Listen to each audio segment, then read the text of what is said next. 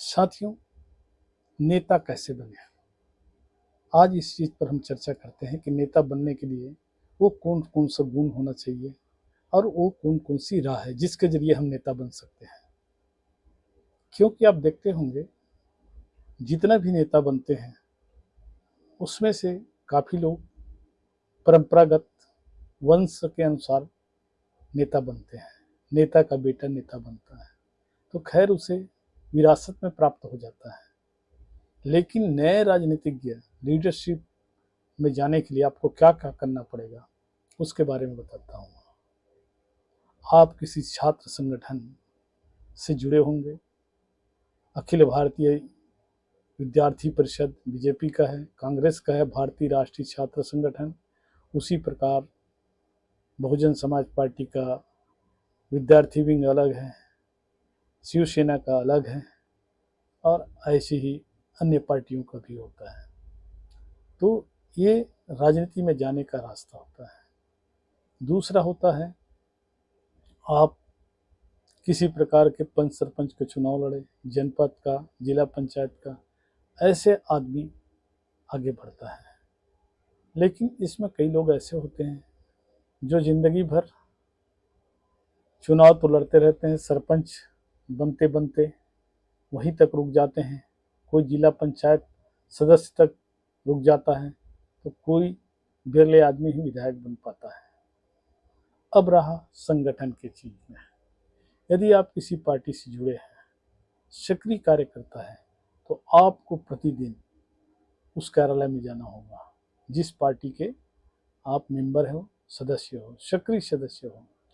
Congress party का है तो कांग्रेस के कार्यालय में, जिला में, प्रदेश में लगातार आपकी उपस्थिति होनी चाहिए और पार्टी के कार्य में आपका सहभागिता होना चाहिए। निश्चित ही आप बड़ा लीडर बन जाएंगे।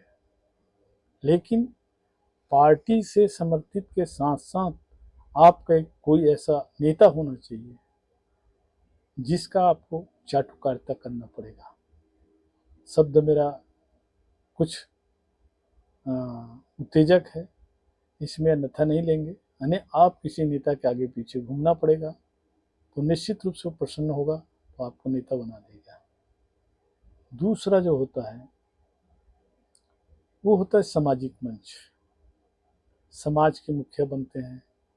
हर समाज का क्षेत्रीय समिति, जिला समिति, प्रदेश समिति होता है। वहाँ जा कर के आप अपना नेतागिरी, नेतृत्व क्षमता दिखा सकते हैं। तो ये है नेतागिरी का मार्ग। किस प्रकार से आदमी आगे बढ़ता है, जिसके पास आदमी है, संख्या है, उसकी पूछ परख होती है। इसलिए अक्सर देख रहे हैं हम सामाजिक नेता को बड़ा पद मिल जाता है और राजनीतिक कद उसका बढ़ जाता है, चाहे वो समाज के लिए कुछ करे या ना करे, लेकिन समाज के नाम पर राजनीति जरूर किया जाता है। फिर आता है धार्मिक कार्य। बड़े बड़े प्रवचनकर्ता या कथावाचक, उन लोगों के भी लाखों फॉलोवर होते हैं और ऐसे लोग भी राजनीति में जाते हैं तो अच्छा जगह बना लेते हैं या उसके समर्थन से अपने लोगों को वो राजनीति में बड़ा पद दिला सकते हैं। फिर आता है धनी व्यक्ति, जिसके पास काफ़ी धन है तो किसी भी पार्टी को बड़ा चंदा दे करके किसी भी पार्टी से टिकट ले सकता है, विधायक बन सकता है, सांसद बन सकता है। अगर चुनाव नहीं लड़ना चाहता तो सीधे लोकसभा का सदस्य बन सकता है, ये राज्यसभा का सदस्य बन सकता है, जिसमें चुनाव लड़ना ही नहीं पड़ता। तो ऐसे कई राह हैं जिससे आप नेता बन सकते हैं। लेकिन सफल नेता बनने के लिए आपको नेतृत्व क्षमता होना चाहिए और दूसरी बात, आपको बुराई सहन करने की क्षमता होना चाहिए। क्योंकि जब आप नेता बनेंगे तो तरह तरह के लोग आपके बारे में कुछ भी बोलेंगे, तो आप एक कान से सुनो, दूसरे कान से निकाल दो। अगर हर आदमी की आलोचना को अगर ध्यान रखेंगे तो रात को आप ठीक से सो भी नहीं पाएंगे। हालांकि कोई भी आदमी बड़ा बन करके सुखी नहीं रहता।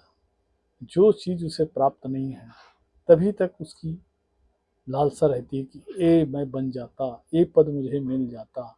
लेकिन जिस चीज़ का उसे काफ़ी दिनों से इंतज़ार रहता है और उस पद में चला जाता है, उसके बाद उसे पछतावा होता है, कहाँ मैं फंस गया, बड़े बड़े जिम्मेदारी मिल गई। तो ऐसा कुछ नहीं है कि आप सोच रहे हैं कि बड़े पद में जाने के बाद आदमी आराम से रहता है, घर में सोया रहता है। रात दिन घूमना पड़ता है, इधर उधर जाना पड़ता है, लोगों से मिलना पड़ता है, तब कहीं जाके आदमी नेता बनता है। हालांकि नेतागिरी करने के लिए ज़्यादा शैक्षणिक योग्यता की आवश्यकता नहीं पड़ता, लेकिन ये तो आवश्यक है कि एक पढ़ा लिखा आदमी अच्छा नेता बन सकता है, बजाय कम पढ़े लिखे से। लेकिन देखा गया हमारे देश में अधिकतर नेता कम पढ़े लिखे ही बनते हैं, क्योंकि जो ज़्यादा पढ़े लिखे लोग रहते हैं वो IAS IPS या बड़े कंपनी के मैनेजर या बिजनेसमैन बन जाते हैं, और जो रह जाते हैं कम पढ़े लिखे, वही आदमी नेतागिरी में सफल रहता है। जो अधिक से अधिक समय नेतागिरी में देता है वो निश्चित रूप से नेतागिरी में सफल होता है। लेकिन मैंने बता दिया आपको कि जब तक वो सफल नहीं होगा, जब तक उसके ऊपर में किसी बड़े नेता का हाथ नहीं होगा, अन्यथा वो जिंदगी भर झंडा उठाकर चलता रहेगा और आखिरी में उसे पार्षद तक का टिकट नहीं मिल पाएगा।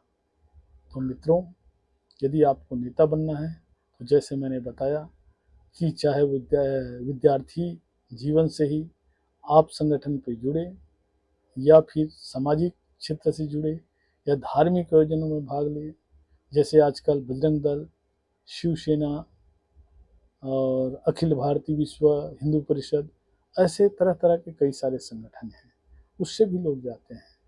राष्ट्रीय स्वयं सेवक संघ, RSS कहते हैं जिसको, वो भी एक संघ है, उनसे भी लोग जुड़ करके राजनीति में जाते हैं। ऐसे कई सारे क्षेत्र हैं जिससे होकर गुजरना पड़ता है।